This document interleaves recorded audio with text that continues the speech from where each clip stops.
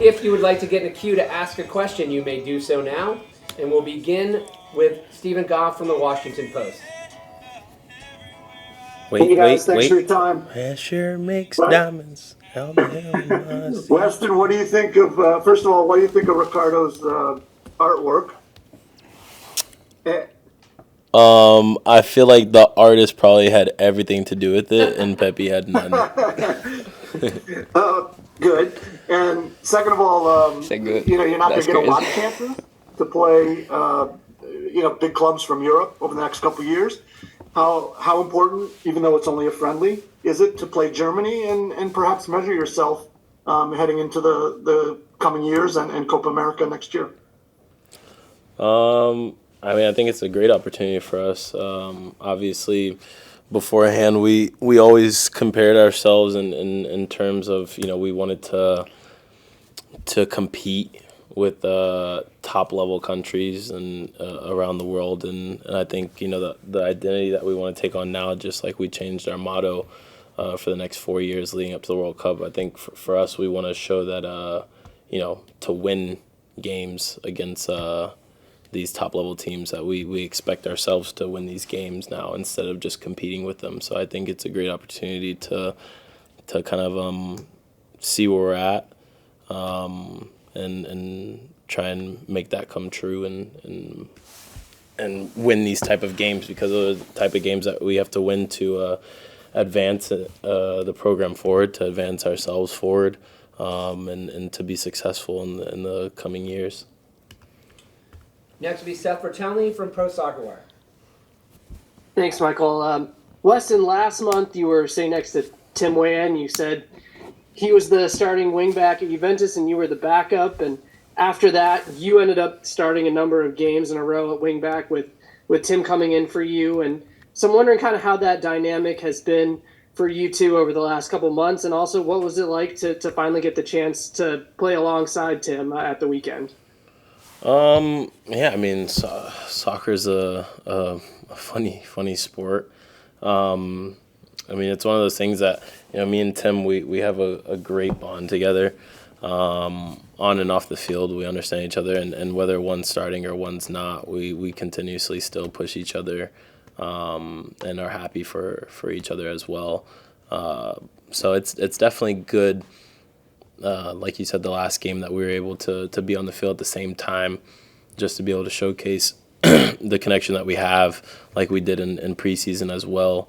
So hopefully we'll see more of that in the future and going forward. Next will be Jonathan Tannenwald from the Philadelphia Inquirer. Thanks, Michael. Gentlemen, thank you for the time, as always. You look comfortable. Ricardo, I'm curious how things have been for you at PSV so far this season, not just having Malik Tillman and Serginho Dest with you, but having Ernie Stewart there, and the vote of confidence perhaps that he gave in you by wanting to sign you and going to all the work that he did to bring you there. Yeah, it's been great, to be honest. It's always good to have some other people, to have some teammates, of course, at a club level, and also having Ernie there, that I think I have a good relationship with him as well. But yeah, it's been great, to be honest, and very excited to get to work with him in the future.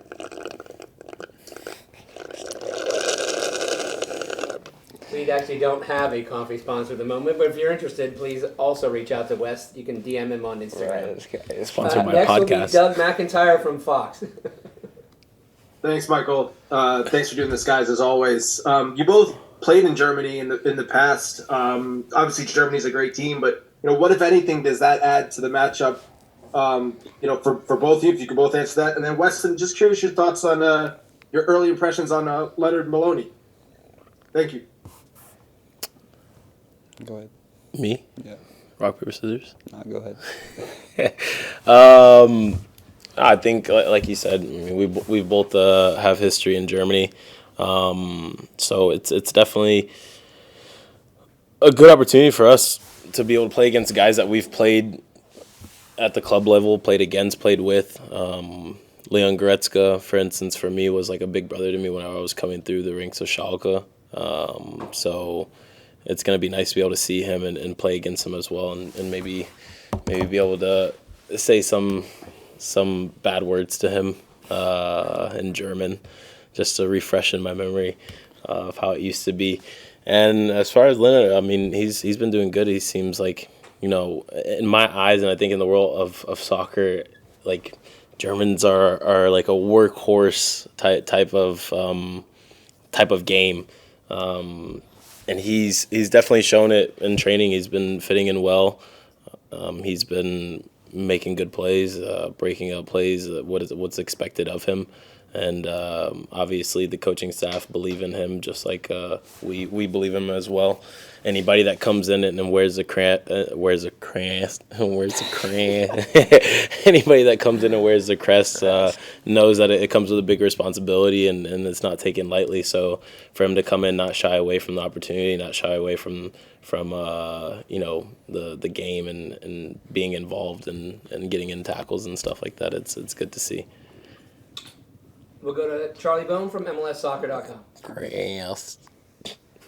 Hey guys, thanks for your time today. Ricardo, I wanted to ask, it's been such an up and down, eventful, I guess, career for you, you know, especially since you moved to Europe, and it seems like you found a good place and a way to work through the challenges. And I wonder what you've learned in this past year or two that's helped you manage that. And then Weston, could you speak a little bit about the guy next to you, you know, fellow Texan boy who's kind of gone across a similar road as you? I mean, you're first. So go ahead. Yeah, you know, last couple of years I've been, like you said, kind of a roller coaster. You know, going from Germany to the Netherlands, and then, you know, making my move to PSV, of course. Yeah, you know, I've learned a lot about, you know, how to stabilize my mentality a lot. You know, from not playing a little bit, growing up as a person. You know, getting to fit into different cultures. So, you know, it's just been a growing moment that, you know, I feel like it's helped a lot off the pitch. Oh, you finished? You left that sentence off like you're going to keep going. No, I think for this guy, I wouldn't say that he's taken a similar journey or similar route. Obviously, and a lot of players are making the jump over to Europe right now. But it's nice to see and nice to have in camp. At one point in camp, we had a lot of guys from FC Dallas representing the country and playing at high-level clubs. And right now, just to see him, like he said, it's not easy jumping around and going from place to place, but I think he's found a good spot, a good rhythm. And also, like he said, to be able to have a growing and learning experience playing at these different clubs and being successful and scoring goals as a striker, it's important, especially coming into camp for him as well, being on a high note and leaving PSV and with the track record that he's had so far. So obviously to see that he's made the jump over. I mean, when did you go over there? You went over there like 3-4 years ago, no? Yeah, over to Europe. I was 18. Yeah, so I mean, he's come a long way, and it's good to see that you know, we have players around us that have the same ambition, have the same desires, same mentality, and to pushing themselves to the limit and you know, trying to be successful at it. We'll go to Mike Whitehall from Soccer America. Thank you very much. Ricardo, can you compare the soccer and your experience in Holland compared to Germany on the field, like the style, tactics, and how the defenders play, and also off the field, like your social life or the food, stuff like that? Yeah, so, you know, I think in Germany, the way they play a little bit is more physical. You know, you see defenders they're a lot bigger, you know, they're a lot stronger. So, and then tactically, they're very, you know, organized. I feel in the Netherlands, there's the way they want to do things is they just want to keep the ball. You know, they want a lot of possession. They want to be able to play the nice football, they call it. So yeah, I think that's the biggest difference. Next will be Simone Sandri from Gazzetta dello Sport. He reads a lot. Yeah. Yes, for Weston, I was just wondering, how was your off season? There were rumors that you were gonna leave Juventus, and then you actually go to camp and you became, again, I guess, one of the most important player for Allegri. Allegri said himself, and also next week you'll play Juventus AC Milan with 4 Americans, 2 on each team.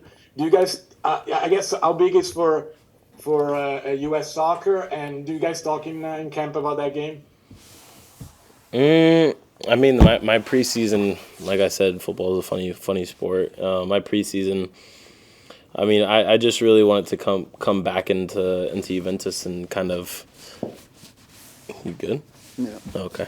I just wanted to come back into Juventus and prove, that I can hang, that I can, show myself, and that I still deserve to play at a level like that. And I think obviously I'm not a player that shies away from people doubting me or shying away from challenges. So it was good to be able to come back and kind of prove that I still belong, that I can still play at that level. And obviously me and Christian and Tim and Eunice, we don't really talk about the game, to be fair. I mean, all the focus is here. Obviously, we'll probably talk about it on the flight back. Most of the time, the conversations that we have is just trying to beat jet lag and how to be prepared for the next game.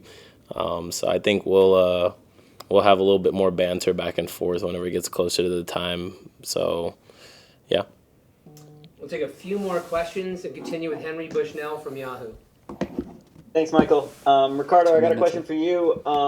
You've been coming off the bench and scoring off the bench for both club and country a lot recently. I'm sure you'd love to start for both, but is that the type of thing that you get more comfortable doing over time, coming off the bench? And are there things that you've learned about how to approach a game when you don't exactly know what your role is going to be? He's practically calling you a bench warmer. Nah, man, to be honest, it's one of those things where, you just have to assume your role. And, I feel like at the moment, that's my role, both for club and country, like you said. So, I just have to be prepared for whatever opportunity I get. And, that's my mentality. Next will be Kyle Bond from Sporting News.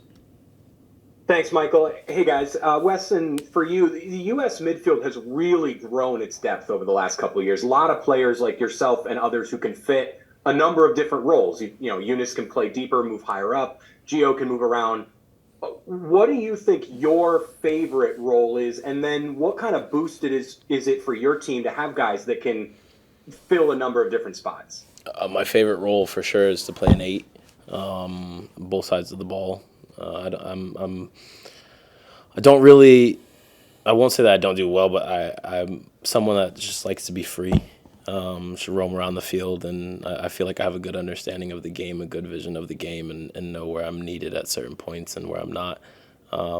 So I think, really? And so and also your other question, I think it's really good and helps the team a lot that we have so many players in the midfield that can play so many different roles. That just shows the depth that we have and the quality of players that we have. I think this team in general is such a selfless team in terms of, whatever role or whatever is called upon for each player to do, the players will do without hesitation and try and do it to the best of their ability. I think that's also why you see around all the different leagues at club level that many of the U.S. players can play many different positions, is because, at the end of the day, we want to win games. And if me playing as a 6, me playing as an 8, me playing as a right back is going to help the team do that, then that's what we're going to do, and we always do to the best that we can. We'll go to Orlando Castellan Arellano. Gracias. Thank you, Michael. Para Ricardo.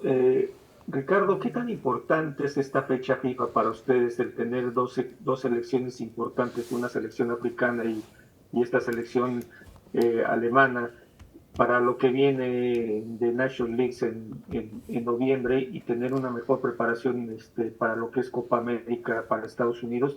¿Y qué has visto de Alemania? ¿Qué sabes? ¿Cómo jugarle el día sábado a Alemania para poder tener esa confusión que ha tenido últimamente bien el equipo de Estados Unidos? Sound like 6 questions in one, bro.